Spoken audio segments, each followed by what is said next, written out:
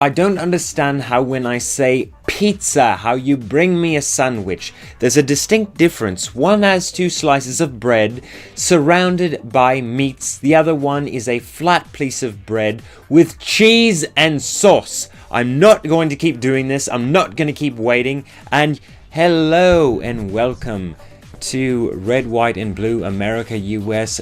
There is definitely no terrorists on here, Airlines.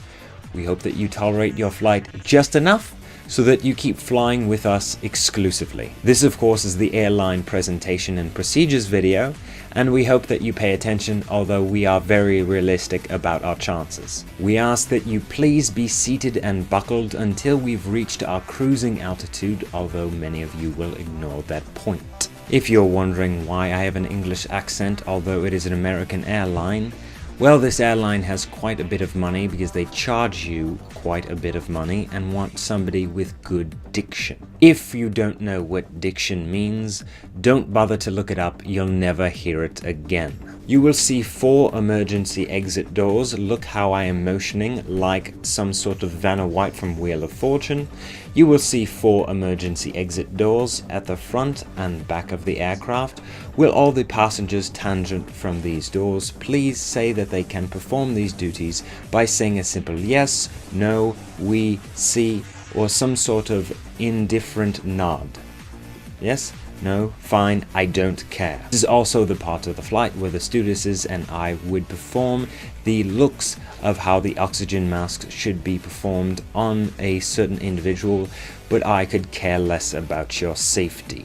Moving on, there is a manual in the front pocket of the seat in front of you detailing all the procedures and mechanics of the aircraft and how the inner workings work in an event of an emergency, although I envision most of you are too stupid to understand it or have such a small attention span that you'd rather play Angry Birds on your tablet than pay attention to something that could save your life, and I don't care enough to not keep going. Please also notice that there is a mesh partition separating first class and coach passengers.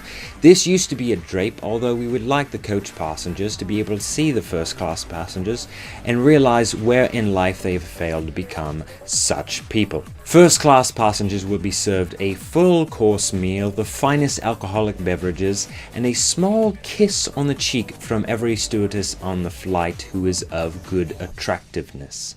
Coach passengers will be served warm soda or warm water with dirty ice and received indifferent and dirty looks from the stewardesses about how fat, unattractive, and unsuccessful you really are. If coach passengers would like food, we do have some stale Chex Mix and some great explanations as to why we left coach passengers food on the ground. We ask that when the flight also comes to a complete stop at our destination, we ask that all coach passengers rise at the exact same moment, instilling a set of fear and worry and hurry, even though most of you, I would say 95 to 99% of you, have nowhere to be for the next 5 to 9 hours. We ask that you rush the gate as quick as possible, as if you were a lion rushing for the last piece of raw hyena.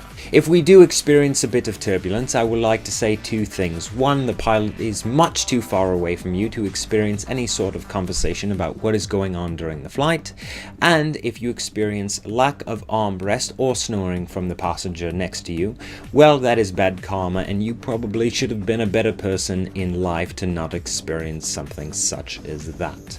At this time, I'm obligated to say thank you for flying, although I could care less about your safety. We ask that you keep your smells to yourself as much as possible, as nobody wants to look at you, so we certainly don't want to smell you.